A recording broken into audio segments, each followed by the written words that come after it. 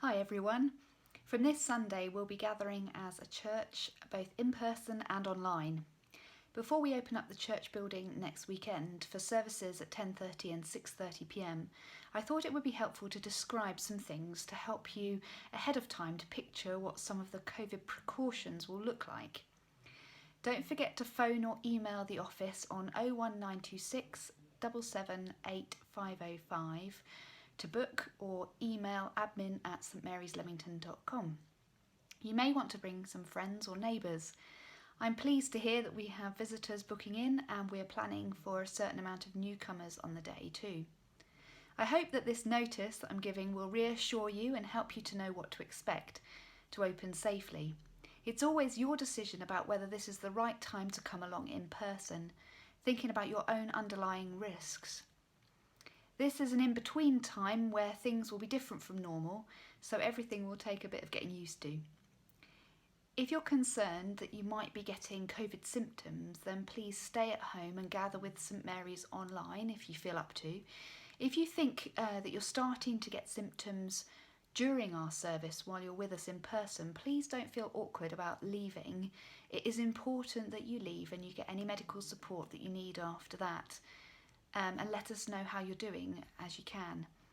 We'll cope, even if you're the preacher, because seriously what's important is that we are being church family, not what we're precisely able to do on the day. There'll be test and trace QR codes on the wall for those of you with the NHS app, or you could leave your details when you arrive. We'll put the link for how to connect with the stream on our website. So if you've been used to finding online services already, just go to the same place and click the link. It's the same YouTube channel if you've already subscribed to St Mary's YouTube. Click at the start time of the services, and we also plan to record it so that you can worship later as well, all being well with the tech. For those who come to the building, there will be hand sanitizer on the wall as you come in. The main door to the church will be open, and the accessible entrance also has hand sanitizer positioned well for you. Please use this and be mindful of hygiene, just as we've been doing all along, using tissues for runny noses and sneezes, hand sanitizing and avoiding touching our faces. Just simply immediately use sanitizer if you've touched your face or your mask. We have plenty on site, and it's also a good idea to carry some personal hand sanitizer for your use as well. On what else to bring with you, we aren't able to serve refreshments at present, so it's a good idea to bring a bottle of water in case you find you need a drink. You're okay to lift your mask, take a sip and hand sanitize carefully before and after. One of the things we need to avoid is lots of multiple touching of the same surfaces as one another, so it's helpful if we can bring our own Bibles or use a Bible app on our phones if we have one. So we won't be sharing things with each other, so we won't be passing things to one another. Sometimes we might supply something for use during the service. On those occasions, we'll have thought about how you avoid having to be too close to others to receive it, and how we avoid you touching anything that others will then need to pick up. So we're taking precautions around cross-contamination of things. So it's worth bringing your own pens and notebook if that's helpful to you, and any children's percussion instruments. We'll let you know of anything out of the ordinary that you might want from home during the week before the service.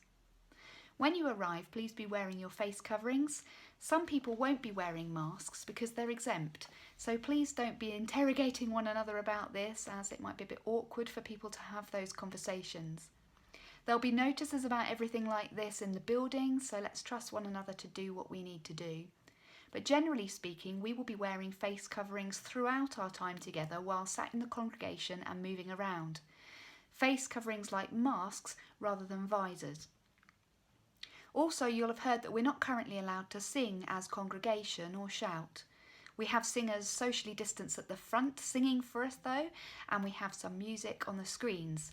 We can all pray during worship, quietly hum, dance, clap, wave a flag that doesn't whack another congregation member.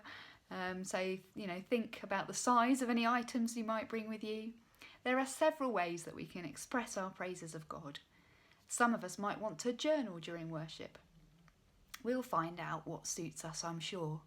And if you receive communion, you'll remove your mask to do that. and there'll be hand sanitizer to use due to you having to touch your face or your mask. We'll have a one-way flow of direction for receiving communion down the central aisle and back the side aisles. We'll have bread in the form of wafers, and we'll be standing at the front, so we won't be using the communion rail. If you usually receive seated, we will try to accommodate that in the seating plan, so just remind us as you book in. For those leading, preaching, singing, or generally if you're joining in out on the dais at the front, then you don't have to wear a mask for doing those things, which is good news for those who rely on lip reading. Now, if someone can't understand you when you're in church, you're okay to briefly remove a face covering and then replace it. You'll get used to this repetitive theme of remember to hand sanitize before and after. We'll be keeping our social distancing of 2 metres from one another, or 1 metre for those times when 2 metres isn't quite possible. We'll have a one-way flow to our seats from the entrance down the central aisle, and then as we leave we'll be going out following the arrows round the side aisle on the south side to the door.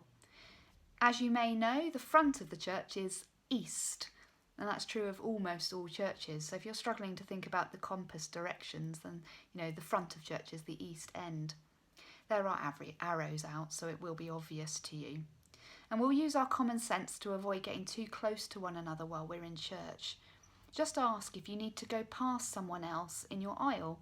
So they'll obviously need to step out and keep a distance and let you out. Just don't be kind of pushing and shoving or climbing over people. That's the main thing. I know you wouldn't. With the rule of 6 in place, think about how you come and go from the building so that you don't get caught out by that rule as you arrive or when you leave. So don't accidentally be in groups of larger than 6 people, even while you're socially distancing outside. When you're coming and going, don't be coming and going in groups larger than 6 unless they're people in your own household or your bubble. And when in the building, we can talk to others in a group of 6, not reducing our social distancing while we talk. That would change if we moved tiers, but for now it's okay whilst we're distancing, and this is good news for us when we're trying to connect with others. Prayer ministry can happen if we pray in a socially distanced way, but we won't be able to lay hands on one another in prayer. So it's good news for us in terms of being able to pray for each other in person. We have a phone that you can text the leader of the service with if you need to. For example, if it's practically difficult to let them know that you have a word from the Lord that you think they should discern about sharing or not, because you won't be able to lean in and whisper in their ear during worship to have a close conversation with the leader like you may have done before. Of course, you can still come over in a socially distanced way and talk to the leader. We won't be using a roving microphone during our services. With our toilets, we have notices up about maximum numbers of people in the toilet areas. Everything is written in simple notices, so you can be reminded of all this at the time. And give it a couple of times and you'll be used to all these little changes. It's a 1 in, 1 out system for the gents toilet area and 2 maximum for the ladies as there's adequate space. And we'll queue according to the arrows along the corridor walls outside the toilets if necessary. Just generally avoid bunching up or reducing social distancing as we move around, flowing past one another if the space is a little more restricted, but thankfully we have a lovely spacious church and church centre. Keep our upper windows open in the church building, as I said. It's a lovely big space. We're obviously working out our maximum numbers on site according to distancing, and we're cleaning multi-touch surfaces. In the event we needed to close the building for a period, then we'd obviously do our best to let you know.